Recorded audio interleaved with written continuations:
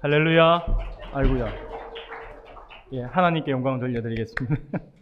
예, 박수 받을 게 아니고 오히려 찬양팀이 지금 특송할 때 너무 은혜가 되어서 같이 박수로 하나님께 영광 돌려드렸으면 좋겠습니다 하려고 했는데 우리 다 같이 박수로 하나님께 영광 돌려드리고 시작하겠습니다. 네, 너무 귀한 시간 감사합니다. 예, 미리 먼저 간구 하나 하고 시작하겠습니다. 오늘 남전도에 총회가 있었습니다. 남전도 총회 임원 작년 올해와 똑같이 회장의 유승범 집사님, 총무의 박대구 집사님, 그리고 서기 회계의 정철만 집사님 1년, 25년 더 내년까지 수고해 주시겠습니다. 위에서 여러분들이 기도 많이 해주시면 감사하겠습니다. 오늘 우리가 오후 시간에 우리 찬양팀 그리고 우리 찬양대 우리가 교회가 그렇게 크지 않다 보니까 그 사람이 그 사람 같이 보이고 그렇지만 찬양대에 앉아서 또 같이 찬양대에서 하나님 앞에 찬양을 드릴 때와 앞에 나와서 찬양팀으로 또 찬양을 드릴 때의 모습은 분명히 다를 것이고요. 그래서 찬양팀, 찬양대 또 우리 대장 다들 수고하시는 그 가운데에서 우리 함께 오늘 이렇게 헌신 예배로 하나님 앞에 영광 돌려드릴 수 있어서 너무 감사한 것 같다라는 생각이 들어집니다. 늘 헌신하고 늘 수고하는 그 모습들이 보임에도 불구하고 오늘 또 이렇게 헌신을 또 다시 한번 다짐하는 모습을 보면서 우리 오늘 직분을 맡은 분들뿐만 아니라 우리 모든 성도가 함께 한 마음으로 같은 헌신에 동참하는 그런 마음들을 가져야 되지 않겠는가라는 생각이 들어져서 잠깐 말씀을 먼저 드리고 시작합니다. 오늘 우리는요 요한계시록 4장의 말씀을 함께 보았습니다. 오늘 본문의 말씀을 가지고 경배하라라는 제목으로 같이 말씀을 잠깐 나누고자 합니다. 오늘 앞서도 말씀을 드린 것처럼 우리 찬양대와 헬림 찬양팀이 하나님 앞에 새롭게 헌신을 다짐하는 귀한 시간이잖아요. 문득 우리가 이게 요즘 각 기간도 그렇고요, 올해 청년회도 그렇고 우리가 매해 하나님 앞에 헌신을 다짐하는 그런 시간들을 가집니다. 헌신 예배를 우리가 가지면서 우리가 함께 하나님 앞에 영광을 돌려드리는데 문득 찬양대와 우리 엘림 찬양팀이 또 하나님 앞에 헌신을 다짐하는 이 시간들을 또 말씀을 같이 기도하면서 준비하는데 문득 우리가 앞에는 어떤 말씀을 가지고 제가 나누었는지 부분들에 대해서 먼저 오늘 한번 짚고 넘어가야겠다라는 생각이 들어서 먼저 말씀을 드립니다. 22년 제가 오고 나서 이제 22년에 우리 찬양팀, 찬양대 헌신 예배를 드릴 때 혹시 기억하시는지 모르겠습니다. 요한복음의 말씀을, 요한복음 4장의 말씀을 가지고 참된 예배와 참된 예배자가 어떤 존재인가에 대해서 우리가 함께 말씀을 나누었습니다. 너무 까마득한 이야기라서 기억 못하는 것이 당연할 것입니다.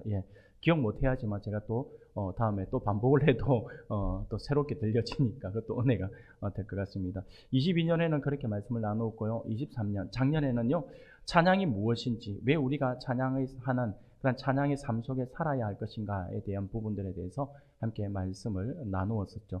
오늘은요 이제 오늘은 이 24년 오늘에는요 이 본문의 말씀을 준비해서 말씀을 가지고 경배하라라고 하는 말씀으로 우리 함께 말씀을 나누고자 합니다. 찬양, 경배, 예배 이런 단어들은 우리가 자주 쓰는 단어인데 뚜렷하게 우리가 무엇이 어떻다라고 하는 부분들에 대해서 우리가 한번 이야기를 짚고 넘어가지 않으면 다 혼용하기가 쉬워요. 그래서 오늘은 이 경배하라라고 하는 제목으로 경배가 무엇인지에 대해서 말씀을 우리가 먼저 살펴보고자 합니다. 먼저 앞서 우리가 작년에 혹시 여러분들 기억하시는지 모르겠습니다. 경배할 때 항상 찬양이 따라 나오거든요. 그래서 찬양이 뭔지에 대해서 작년에 말씀을 나누었고 오늘 경배에 대해서 이야기하는데 찬양은 자주 이야기를 하잖아요. 자주 이야기하는데 찬양은 말 그대로 하나님을 자랑하는 거예요. 하나님을 자랑하는 건데 어떤 부분이냐면 하나님이 우리에게 어떤 일을 행하셨는지 그리고 우리에게 어떤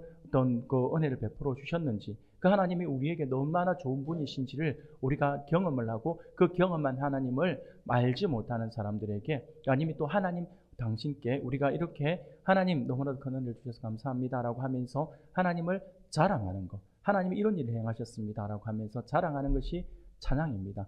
그렇기 때문에 우리가 구원을 찬양하고 또 우리가 천지 만물을 바라보면서 자연의 아름다움을 보면서 와, 이 모든 것들을 하나님께서 만들어 주셨네요. 하나님 너무 감사합니다라고 표현한다고 한다며 그것이 찬양이다라고 하는 거죠. 그래서 하나님이 하신 일들에 대해서 우리가 높이며 자랑하는 것이 하나님을 찬양하는 것이고, 그리고 우리가 찬양하는 삶을 살아야 하는 이유에 대해서 작년에 우리가 5가지로 제가 말씀을 드렸는데 이 부분을 제가 잠시 언급하고 넘어가야 될 것 같아서 다시 한번 정리해 드릴게요.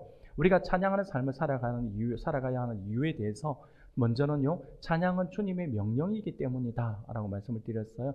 찬양은 해도 되고 안 해도 되고가 아니라 하나님의 명령이에요. 하나님의 명령이기 때문에 우리는 늘 하나님을 고백하고 하나님을 찬양하는 삶을 살아야 합니다. 두 번째로 하나님은요, 찬양 받으시기에 합당한 분이시기 때문에 그렇습니다. 하나님이 어떤 일을 하셨다, 굳이 우리가 무슨 일을 이야기를 하지 않는다 하더라도 우리 하나님이 어떤 일을 하심에 대해서는 변함이 없어요. 그렇기 때문에 하나님이 하신 그 일들, 하나님의 전지전능하시고 하나님의 능력이 많으시고 영원하신 그 하나님이 마땅히 우리에게 찬양받기에 합당하신 분이시다라고 하는 거죠. 그래서 우리의 유일한 자랑은 하나님이 되어야 한다라고 하는 것입니다. 세 번째로 우리가 찬양 속에 거해야 되는 것은요, 하나님께서 찬양 속에 거하기를 기뻐하신다라고 하는 거예요. 그러니까 쉽게 말씀을 드리면 여러분들이 늘 하나님을 고백하고 곡조 달린 노래로 이렇게 하나님을 높여드리는 그 모든 찬양, 그 찬양 속에 하나님이 임재하시기를 원하신다라고 하는 거죠. 네 번째는 하나님과 만남을 위해서 찬양하는 삶을 살아야 한다라고 하는 거죠. 하나님과의 그런 교제의 시간들 안에 이것이 필요하다라고 하는 것이고, 다섯 번째는 하나님을 찬양하는 것이 우리의 삶의 목적이다라고 하는 거죠. 그것 때문에 우리가 이렇게 하나님을 찬양해야 한다라고 하는 것을 우리가 작년에 우리가 이 헌신 예배를 통해서 함께 살펴보았죠. 자, 이제 그 연장선에서 오늘 말씀을 나눕니다. 오늘은요, 경배하라라고 하는 제목입니다. 경배하라라고 하는 제목으로 우리가 말씀을 나누는데, 그런데 이것이 오늘 헌신을 다짐하는 찬양대와 찬양팀만의 어떤 문제가 아니라 이렇게 대상으로서 이렇게 해야 되는 것이 아니라 우리 모든 성도들이 하나님이 기뻐하시는 참 예배자로서 갖추어야 할 모습이 어떠해야 하는지에 대해서 이 경배하라라고 하는 제목으로 말씀을 함께 나누고자 합니다. 그래서 찬양팀이니까 찬양을 하고 찬양팀이니까 하나님 경배하는 삶을 살아야 된다가 아니라 우리 모두가 예배자이기 때문에, 우리 모두가 이 예배자이기 때문에 하나님을 높이고 하나님을 찬양하고 하나님을 경배하는 삶을 살아야 할 것이다 라고 하는 거죠. 그래서 우리가 함께 이 말씀을 살펴보고자 하는 것입니다. 사랑하는 여러분, 오늘 우리가 읽은 요한복음 4장의 말씀은요, 굉장히 놀라운 표현을 하고 있습니다. 요한계시록 4장의 말씀은요, 놀랍게도 하나님의 보좌의 그 광경을 묘사하고 있습니다. 요한이 밤모섬에서 천국의 환상을 보게 되죠. 천국의 환상을 보면서 하나님 나라가 지금 왜 하나님 나라가 어떻더라라고 하는 것을 그가 직접 보고 경험한 것을 지금 기록해 놓은 것입니다. 하나님의 보좌는 어떤 모습으로 있는가라고 하는데, 사도 요한이 성령의 감동을 받은 상태에서 환상 중에 보았던 하늘 보좌의 그 광경은, 먼저는 보면요, 찬란한 하나님의 보좌가 있고 그 위에 심판자가 앉으셨다라고 표현을 합니다. 그리고 보좌를 중심으로 하여서 우주적 교회의 대표들이다라고 하고, 대표로 상징되는 24장로가 그 보좌 주변에 둘러서 앉아 있고, 보좌로부터 성령이 나와서 성령께서 보좌에 함께 앉아 계시고, 또한 보좌 앞에는 정결하고 넓은 유리바다가 있고, 보좌 가운데와 주위에는 모든 피조물의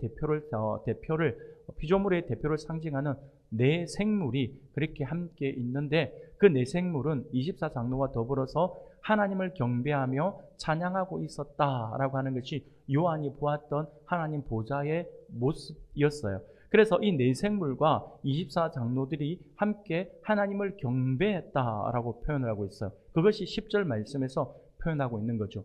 24장로들이 보좌에 앉으신 이 앞에 엎드려 세세토록 살아계시는 이에게 경배하고 자기의 관을 보좌 앞에 드리며라고 표현을 하고 있습니다.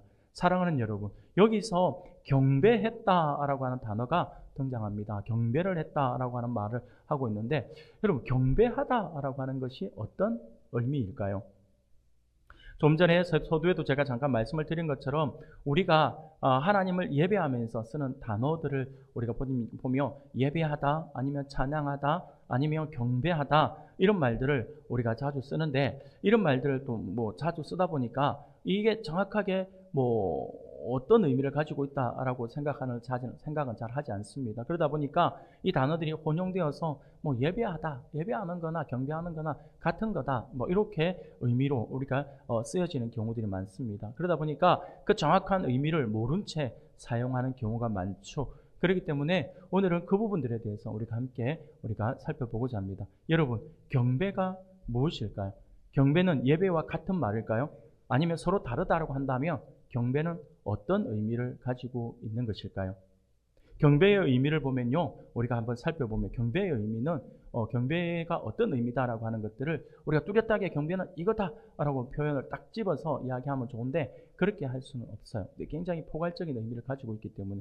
그런데 경배를 우리가 분명히 기억해야 할 것은, 경배라고 하는 단어는요, 예배의 핵심이에요. 핵심. 그래서 우리는 경배하다, 예배하다를 같은 단어로 우리가 혼용을 할 수 있는데, 그게 아니에요. 그게 아니고 경배는 예배의 핵심이다라고 할 수가 있어요. 이게 무슨 말이냐면, 우리가 성막 제사를 한번 비교를 해보면, 성막 제사를 통해서 우리가 한번 예배를 우리가 한번 생각해 보면요, 만약에 우리가 성막 제사가 전체 이 성막 제사를 우리가 예배라고 하는 의미를 우리가 두고 있다라고 한다면, 그 전체가 예배라고 한다면 이 제사의 전 과정, 그 넓은 의미에서 전 과정이 예배라고 표현한다면, 그러면 그 예배 이후에 제사장이 또 대제사장이 지성소로 나아가서 지성소 안에서 성막에서 또 성소에서 그리고 지성소에서 깊이 더 들어가서 하나님 앞에 예배하고 하나님을 만나는, 그래서 하나님 만날 때에 그 표현하는 그 모습을 우리는 경배라고 이야기를 한다, 할 수 있다라고 하는 것입니다. 그래서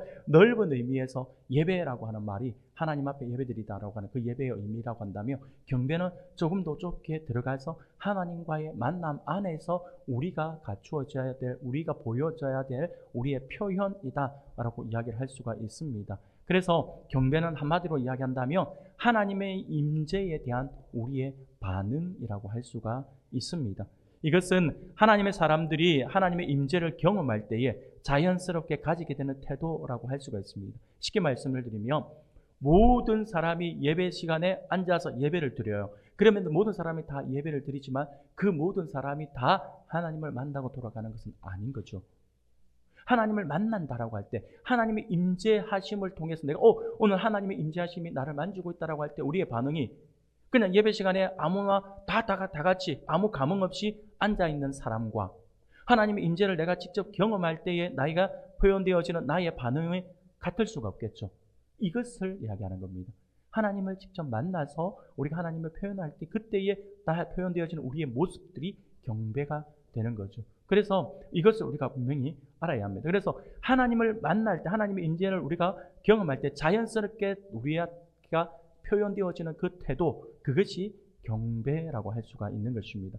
어떻게 보면 경배는 사실 모든 피조물들이 하나님 앞에서 당연히 가져야 되는 반응이라고 할 수가 있습니다. 모두가 다 예배자일 수는 있지만 모두가 다 경배자라고는 할 수는 없겠죠. 좀 더 디테일하게 들어가는 것이죠. 그래서 이 경배는요, 예배의 핵심이라고 이야기할 수 있고, 그리고 이 경배는요, 또 다르게 표현한다면 하나님 앞에서 자신을 낮추는 것이다 라고 해요. 이게 가장 맞는 표현인 것 같아요. 경배하다라고 하는 것은 하나님 앞에 자신을 낮춘다라고 하는 의미를 가져요. 이것은요, 히브리어나 헬라 원어를 살펴보면 조금 더 우리가 쉽게 알 수가 있어요. 경배를 뜻하는 히브리어는 하와라고 합니다. 그리고 샤하라고 하는 이 두 단어를 쓰는데, 이 하와나 샤하 또는 헬라어로는 프로스키네오라고 하는 단어를 써요. 프로스키네오라고 하는 단어를 쓰는데, 이 히브리어의 하와나 샤하 또는 헬라어의 프로스키네오라고 하는 이 단어는요, 같은 단어예요. 바로 몸을 굽히거나 엎드려 절한다라고 하는 표현할 때에 쓰는 단어입니다. 그것이 경배다라고 하는 거죠. 이러한 동작은 어떻게 보면 혈연 관계나 사회적 관계에서 경의를 표하는 방법이라고도 할 수가 있습니다. 쉽게 자식이 부모에게, 요즘에는 좀 많이 좀 부모님하고 자녀들하고 사이가 너무 편하다 보니까 이런 부분이 격이 없이 지내는 것이 오히려 더 화목한 가정의 어떤 모습으로 보여지지만, 과거에는 이러지 않았습니다. 유교의 어떤 그 문화 속에 쉽게 들어있을 때에는 어마어마했죠. 어마어마해서 부모와 자식이 뭐 겸상을 하지 않는 것은 당연한 거고요. 또 같이 있는 것도 같이 있을 수도 없고요. 굉장히 엄했습니다. 예전에 어릴 때 저도 큰 집에 갔다가 근데 큰아버지께서 일을 하고 들어오셨는데, 제가 큰아버지 들어오셨는데 우리는 이제 어리니까 큰아버지가 늦게 들어오셨어요. 늦게 들어오셨는데, 근데 우리가 먼저 이제 어리니까 밥을 이제 먼저 먹었어요. 어른보다 먼저 먹는 것도 굉장히 그 당시로는 상상할 수 없는 일인데도 불구하고 밥을 주셔가지고 먼저 먹었어요. 먹었는데, 그런데 방에 이제 우리 큰아버지가 들어오셨어요. 그래서 인사하고 들어왔어요. 그때 저희 큰아버지가 이제 본체에 있었고, 우리가 놀 때의 방은 사랑방이라고 해서 작은 마당 건너가지고 작은 방이 있어요. 그래, 거기 있었어가지고 거기서 제가 아무 생각 없이 누워 있었어요. 난리가 났어요. 제가 맞아 죽을 뻔했어요. 왜 그런 줄 아세요? 어른이 방에서 식사를 하는데 어디 애가 지금, 아니 큰아버지가 여기서 식사하고 내가 옆에서 누워 있는 것도 아니고, 큰아버지는 안방에서 식사를 하시고 저는 아랫방에 내려가가지고 거기서 누워 있는데 어른이 식사를 하는데 누워 있다고. 제가 막 얼마나 혼이 나는지 아직도 솔직히 이야기해서, 제가 지금 설교를 하지만 아직도 이해를 못 하겠어요. 왜 그때 제가 혼나야 되는지 이해를 못 하겠어요. 근데 어렴풋이는 알 것 같아요. 그게 뭐냐니까 바로 이거죠. 그 당시에 어른과의 그런 어떤 관계 안에서의 어른에 대한 최고의 예의는 지켜야 된다라고 하는 것들이 굉장히 강조되어 왔잖아요. 여러분, 경배라고 하는 것이 바로 그거예요. 신하가 왕에게 경의를 표하는 모습. 왕 앞에 왕이 지나가며 다 엎드리잖아요. 당시 옛날에는. 그게 바로 경배예요. 경의를 표한다. 경배예요. 그러니까 하나님의 어떤 임재하심이 내가 모를 때는 내가 뻣뻣하게 있을 수는 있겠지만, 하나님의 임재가 느껴짐과 동시에 우리가 머리를 빳빳하게 들 수는 없어요. 감히. 그래서 엎드리고 머리를 숙이는 거죠. 그래서 여러분들도 그걸 알기 때문에 예배 시간에 여러분들이 혹시 급한 일이 있어 예배 시간에 안 나가는 게 제일 좋아요. 안 움직이는 게 제일 좋습니다. 설교 시간에 자꾸 움직이면 설교자가 그것을 표현을 안 하고 신경을 안 쓴다 하지만, 그래도 갑자기 표정이 어두워지면서 갑자기 급하게 나가면 설교하다가 우리 집사님 무슨 일이 있나? 갑자기 왜 나가시지? 막 이런 생각이 들 수밖에 없어요. 한 번씩 가다가 제가 만약에 설교를 하다가 한 번씩 가다가 제가 꼬이는 발음을 한다든지 잠시 주춤한다 그러면 뭔가 있는가 보다 라고 생각을 하시면 됩니다. 저도 깜짝 놀랄 때가 많아요. 그런데 우리가 그러잖아요. 예배 시간에 내가 급한 일이 없어야겠지만 급한 일이 있어서 나갔다가 들어올 때에 머리를 빳빳하게 들고 들어오는 사람은 없죠. 다 머리를 숙이고 들어옵니다. 이유가 뭘까요? 예배하는 장소가 하나님의 임재하심이 있다라고 하는 것을 우리가 느끼는 거죠. 우리가 체험을 하는 거죠. 그래서 이것은 머리를 숙이는, 그게 바로 경의를 표하는 부분이고, 그렇게 우리가 자세를 낮추는 것, 그게 바로 경배의 의미 안에 포함되는 것입니다. 경배는 하나님 나라의 백성이며 하나님의 아들인 우리가 스스로를 낮추어 왕이시자 아버지이신 하나님을 높이는 것을 우리가 이야기하는 것입니다. 그래서 경배는요, 또 경배는 하나님에 대한 신뢰와 순종의 표현이라고도 할 수가 있습니다. 하나님 앞에서 우리가 엎드릴 수밖에 없다라고 하는 것은 우리가 하나님을 의지하지 않고 또 그 뜻에 따르지 않고는 온전히 살 수 없다라고 하는 것을 의미하는 것이죠. 그러므로 경배는 하나님과 우리의 관계를 따라서 우리의 참모습을 잘 드러내주는 표현이라고 할 수가 있습니다. 여러분 잘 기억하셔야 돼요. 우리가 앞에 서 있으면 누군가를 높여주는 방법 가운데 방법을 보면 그 사람을 높여주는 방법은 두 가지가 있어요. 두 가지가 있는데 하나는 뭐냐면 나의 상대방을 좀 더 높은 자리에 올려놓으면 되는 거죠. 근데 내가 올릴 수 있는 그런 능력이 없다라고 한다면 상대방을 올려줄 수 있는 방법이 뭘까요? 내가 몸을 낮추면 되는 거잖아요. 무슨 말인지 알겠죠? 그러게 바로 경배예요. 경의를 표한다라고 하는 거, 스스로를 낮추는 거. 그러니까 반드시 경배는 하나님의 임재를 체험하는 사람만이 할 수 있는 거죠. 그렇게 사람만이 할 수 있는 것이 경배다라고 하는 거죠. 그러면 우리가 경배를 하나님 앞에 이 경배를 드려야 되고 경배를 해야 된다라고 말씀을 드리는데, 그러면 우리는 이 경배를 어떻게 표현할 수가 있는 것일까요? 경배의 방법이 뭘까요? 성경에는요, 경배의 방법을 여러 가지로 표현을 하고 있어요. 가장 먼저 표현하는 것은 경배는 우리의 몸의 자세로 표현을 합니다. 우리의 몸의 자세로 표현합니다. 그래서 제가 전방 말씀드린 것처럼 상대방을 높여드리는 데에서 가장 쉽게 할 수 있는 것은 자기를 낮추는 것이라고 하죠. 이게 내 몸의 표현이잖아요. 그러다 보니까 성경에서는 이런 부분들이 참 많이 표현되어지고 있습니다. 여러분들 잘 기억하셔야 돼요.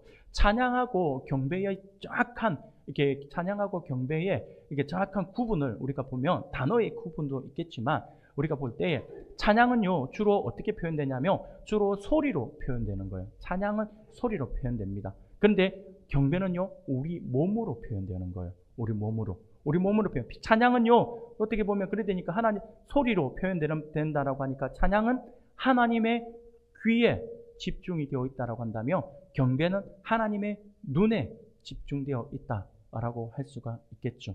그래서 여러분들 찬양과 경배와 찬양 이런 여러분들 이야기를 많이 하잖아요. 이 말은 무슨 말이냐면 말 그대로 목소리 높여서 하나님을 찬양하면서 내 몸의 모든 것들을 동원하여 하나님을 높이는 것을 경배와 찬양이다라고 하는 거죠. 그래서 성경을 보면 이런 표현들이 참 다양한 방법들이 경배의 방법들이 표현되어 있어요. 우리가 성경을 한번 보겠습니다. 창세기 24장 26절 말씀을 볼까요? 우리가 같이 한번 읽어봅시다. 같이 읽겠습니다. 시작. 이에 그 사람이 머리를 숙여 여호와께 경배하고 아멘. 여기서 어떻게 표현하고 있어요? 머리를 숙이다. 머리를 숙여라고 하잖아요. 예, 머리를 빳빳하게 들면 안 된다라고 하는 거죠. 머리를 숙여서 하나님께 경배한다. 머리를 숙이는 것도 경배의 방법이었다라고 하는 거죠. 시편 95편 6편에도 표현합니다. 우리 같이 한번 읽겠습니다. 시작. 오라 우리가 여호와 앞에 무릎을 꿇자. 아멘. 여기서는 어떻게 표현되고 있습니까? 줄을 쳐놨어요. 어떻게 표현되어 있죠? 굽혀 경배하며 라고 하잖아요. 그리고 뒤에도 줄을 빠졌네요. 무릎을 꿇자라고 표현하고 있죠. 몸을 굽히는 거, 무릎을 꿇는 거, 이게 경배의 방법입니다. 역대하 29장 28절부터 30절까지의 말씀에도 보면 조금 더 뚜렷하게 표현을 합니다. 우리가 같이 한번 읽어볼까요? 시작. 온 회중이 경배하며 노래하는 자들은 노래하고 나팔 부는 자들은 나팔을 불어 번제를 마치기까지 이르니라. 제사 드리기를 마침에 왕과 안 넘어갔네요. 왕과 그와 함께 있는 자들이 다 엎드려 경배하니라. 히스기야 왕이 귀인들과 더불어 레위 사람을 명령하여 다윗과 선견자 아삽의 시로 여호와를 찬송하게 하며 그들이 즐거움으로 찬송하고 몸을 굽혀 예배하니라. 아멘.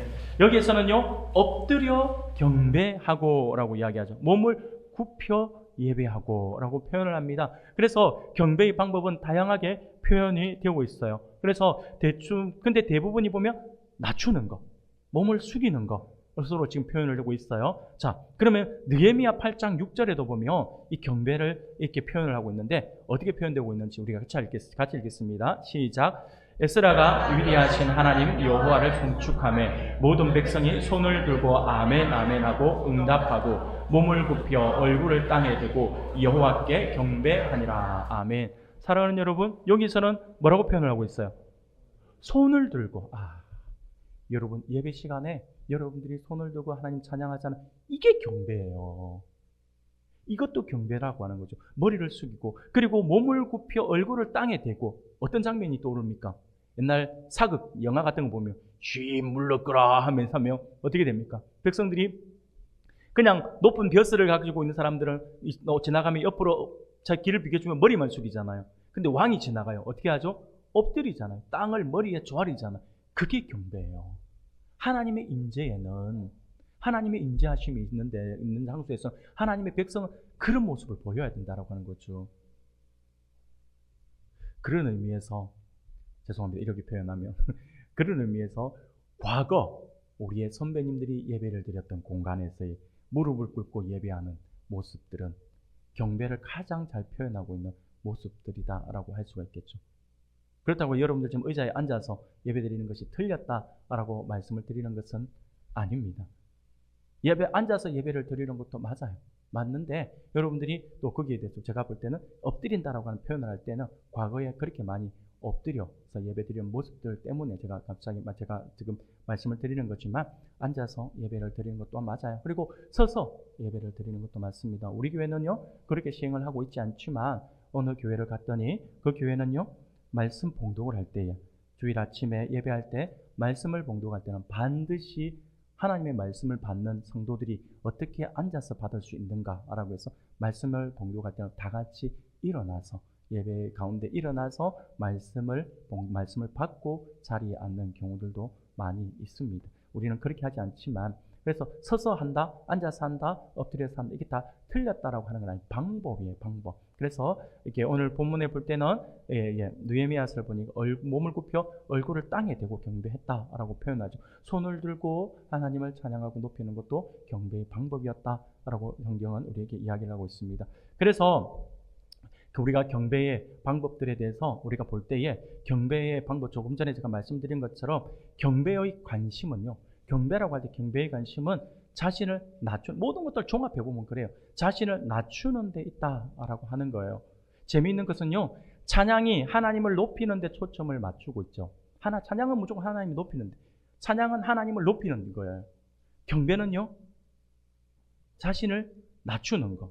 그러면 여러분들 아까 이야기할 때에 우리가 어느 두 사람이 앞 마주보고 서 있을 때 상대방을 높여주는 방법은 두 가지라고 했죠. 하나는 상대방을 위에 올려놓는 것이고 하나는 자기를 낮추는 거라고 했잖아요. 근데 만약에 동시에 이루어진다면요. 동시에 상대방을 높이 올려주고 자신을 낮춘다라고 한다면 상대방을 높여주는 것이 극치에 이르겠죠. 그 차이가 더 나게 되니까요. 그게 바로 찬양과 경배라고 하는 거예요. 그래서 찬양과 경배가 예배 가운데 같이 할 때에 하나님이 더 높아지는 것이다 라고 하는 거죠.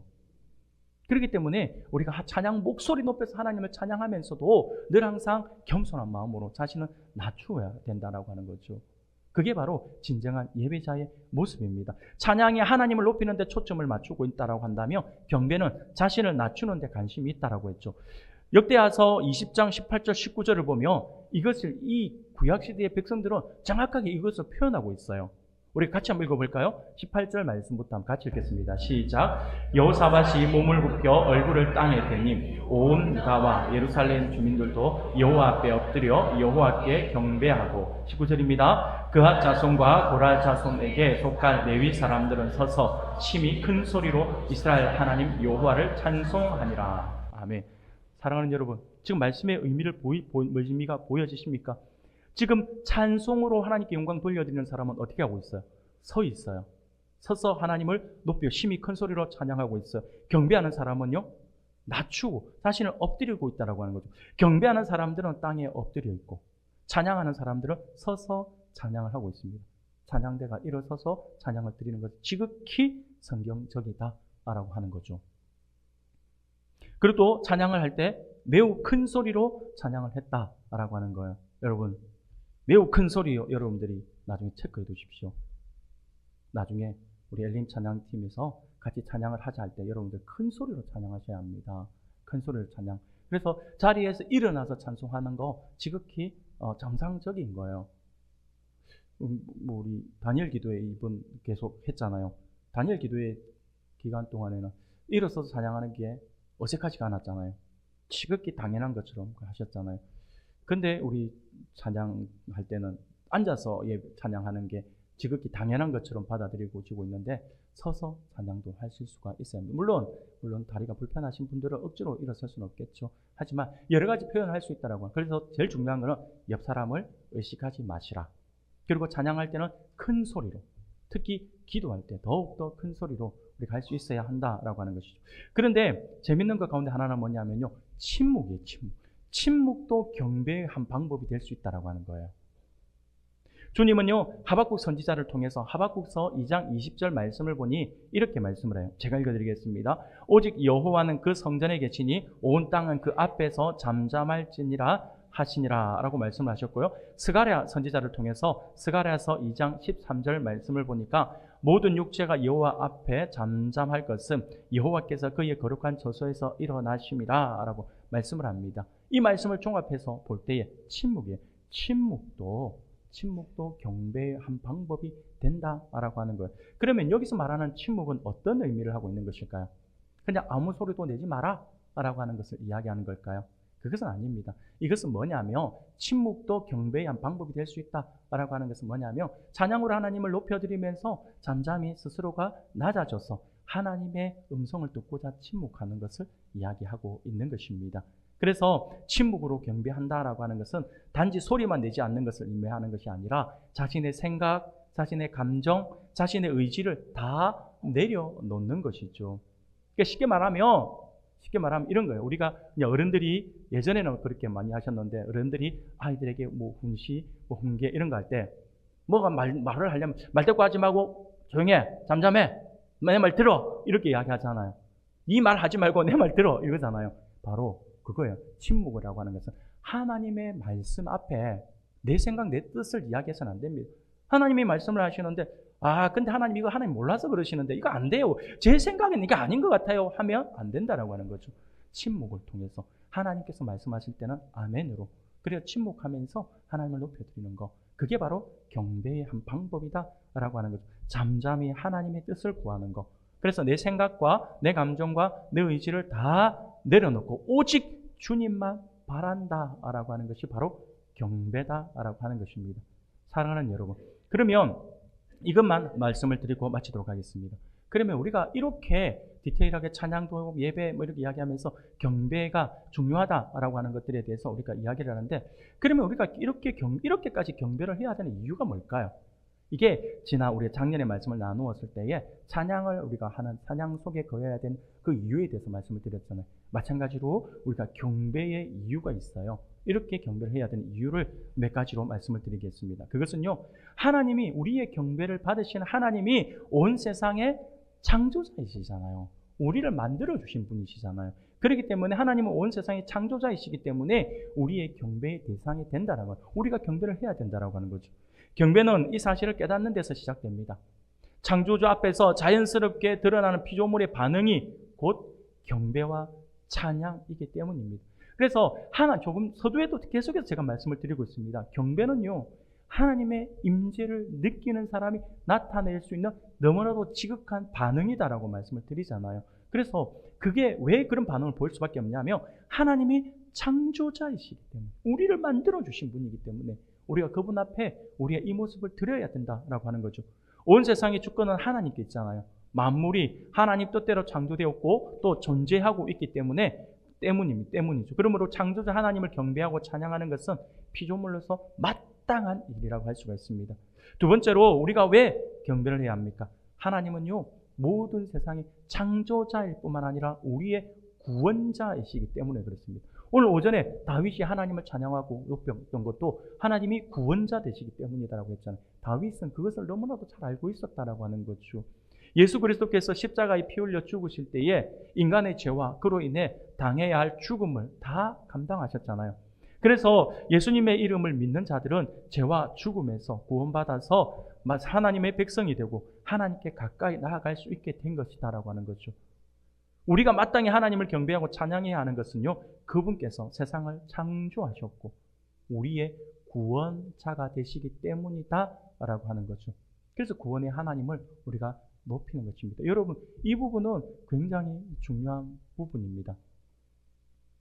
십계명이 이것을 이야기하고 있어요. 여러분, 십계명이 성경 두 군데 나오는데 혹시 아시나요?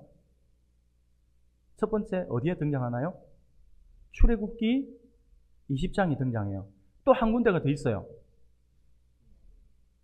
예. 신약에도 있고요. 예, 맞아요. 예. 성경 표지에도 있습니다. 그렇죠? 예. 성경 뒤에도 이렇게 있습니다. 예. 신명기에 등장하죠. 신명기에 등장하는데, 자, 출애굽기에 등장하는 십계명과 신명기에 등장하는 십계명이 똑같아요. 근데 딱 하나가 틀려요. 그게 뭐냐면 안식일계명이에요. 안식일계명인데 출애굽기의 안식일계명은 창조주 하나님을 기억하라. 창조주 하나님께서 6일 일하시고 하루 쉬셨다. 그래서 창조주 하나님을 기억해서 안식일을 쉬어야 한다라고 이야기를 해요. 그런데 신명기의 신명기의 안식일의 계명은 달라요. 거기는 무엇을 기억했냐면 구원자, 너희를 애굽에서 구원해낸 하나님이다라고 이야기를 해요. 구원하신 하나님을 기념하라 라고 이야기를 하는 거죠. 쉽게 말하면 우리가 하나님을 경배해야 되는 이유, 우리의 창조자이시며 우리의 구원자이시기 때문에 우리가 그것을 기억하면서 하나님을 높이는 그러한 삶을 살아야 한다라고 하는 것입니다. 세 번째로 우리가 하나님을 경배해야 되는 이유는요, 하나님은 온 우주 만물의 창조주이시고 구원자이시기도 하지만 역시 통치자이세요. 또 지금도 하나님은 세상을 다스리고 통치하신다라고 하는 거죠. 하나님은 구원받은 사람들을 나라와 제사장으로 삼으시고 하나님과 하나님 나라의 영화로움을 누리게 하셨죠. 뿐만 아니라 하나님은 그들을 통해 하나님 나라와 의를 온 세상에 세우시기를 원하신다라고 하는 거죠. 지금도 통치하신다라고 하는 거죠. 지금도 하나님께서 우리 안에 간섭하시고 우리를 주관하신다라고 하는 거죠. 여러분들을 통해서 하나님께서 제사장 나라로 삼아주시고 세상 사람들과의 관계 안에서 하나님과의 우리하고 그 세상 사람들과의 사이에서 여러분들을 통로로 사용하기를 원하신다라고 하는 거죠. 그것을 여러분 하나님께서 지금 우리를 주관하여 주신다라고 하는 거예요. 그렇기 때문에 하나님이 우리를 통치하시는 분이시기 때문에 우리가 그분 앞에 엎드려야 되는 것은 지극히 당연하다라고 하는 거죠. 그런 의미에서 우리가 하나님을 경배해야 할 네 번째 이유가 나오죠. 그것은요, 바로 통치하시는데 만약에 하나님의 통치에 우리가 엎드리지 않으면 어떤 일이 벌어질까요? 하나님의 심판을 받게 되겠죠. 바로 네 번째가 우리가 하나님을 경배해야 될 네 번째 이유가 바로 하나님은 최후의 심판자가 되시기 때문이다 라고 하는 거예요. 그리고 한 가지만 더 말씀을 드릴게요. 바로 다섯 번째, 우리가 하나님을 경배해야 될 그 이유는 바로 첫 번째, 창조주이시고 구원자이시고 통치자이시고 심판주이신 우리 하나님이 바로 우리의 아빠 되신다라고 하는 거예요. 우리의 아버지 되신다라고 하는 거예요. 그러니 당연히 그분 앞에 우리가 엎드려야 한다라고 하는 거죠. 온 세상의 창조주이시자 왕이시며 심판자이신 하나님이 우리를 구원하시고 자녀로 삼으셨다라고 하는 거죠. 그래서 우리는 이제 하나님을 아빠, 아버지라고 부를 수가 있게 되었다라고 하는 거죠. 그러니 얼마나 큰 은혜입니까? 그러니 당연히 그렇게 머리를 숙이고 엎드려야 되는 건 당연한 거예요. 요한계시록 21장, 22장의 말씀을 보면 그게 너무나도 놀라운 새하늘과 새 땅이 등장하죠. 하나님의 만물을 새롭게 하셔서 온전히 이루실 하나님의 나라, 새하늘과 새 땅에서 하나님의 자녀로서 그리고 어린 양 예수 그리스도의 신부로서 우리가 살아갈 존재들이잖아요. 하나님의 영광과 생명 속에서 그 얼굴과 얼굴을 마주 대하여서 주님을 보며 섬기고 경배할 사람들이 우리들이에요. 우리가 나중에 하나님과 이제 얼굴과 얼굴을 대면하여 보듯이 하나님을 대면하여 보면서 하나님께 예배하고 하나님을 경배해야 될 우리들이잖아요. 그렇기 때문에 우리가 하나님을 높여야 된다라고 하는 거죠.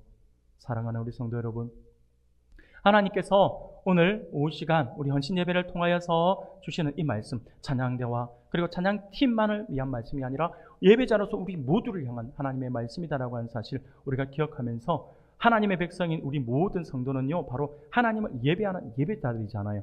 그러므로 날마다 우리의 삶은 하나님을 예배하며 높이는 일에 있어서 우리가 초점을 맞춰야 합니다. 우리의 초점을 맞춰야 합니다. 그러기에 우리는 우리의 예배가 어떠한지 항상 우리의 모습을 돌아보아야 합니다. 너무나도 습관처럼 그냥 그저 주일만 되면 와서 앉아있다가 그냥 서로 우동 먹고 밥 먹고 이렇게 하다가 그냥 시간 때우다가 가는 모습이 오늘 나의 모습은 아닌지, 내가 하나님 앞에 예배하러 올 때 어떤 설레임과 어떤 은혜를 누리기 위해서 오는지, 이번 한 주간 동안 내가 살아가면서 다가오는 주일에 하나님께서 어떤 은혜를 베풀어 주실까 기대하면서 준비해서 나오고 있는지 우리의 모습을 돌아보아야 한다고 하는 것입니다. 우리의 온전한 예배 안에 하나님을 온전히 찬양하는 찬양의 모습이 있는지 한번 살펴보십시오. 또 하나님의 임재 앞에 나의 모습을 낮추어서 하나님의 임재하심을 맞이하고 있는지를 한번 돌아볼 수 있기를 바랍니다. 그저 자리에 앉아만 있다고 해서 참 예배자라고 할 수는 없습니다. 사랑하는 성도 여러분, 오늘 하나님께서 우리에게 주신 말씀 분명히 기억해서 오늘 헌신을 다짐하는 찬양대와 찬양팀뿐만 아니라 우리 모든 성도들이 예배자이다라고 하는 사실을 기억해서 날마다 하나님을 예배하는 자리에서 진정 입술을 열어 하나님께 정말 들릴 수 있게 크게 찬양할 뿐만 아니라 우리의 몸과 우리의 마음을 철저하게 하나님의 임재 앞에 낮추어서 하나님 보시기에 정말 기뻐하시는, 그러니까 오직 하나님만 높이는 경배자로서 하나님을 더욱더 기쁘시게 하고 하나님을 영화롭게 해드리는 우리 모든 성도님들, 그리고 우리 찬양대, 우리 찬양팀 모든 대원들이 다 되시기를 주님의 이름으로 축원합니다.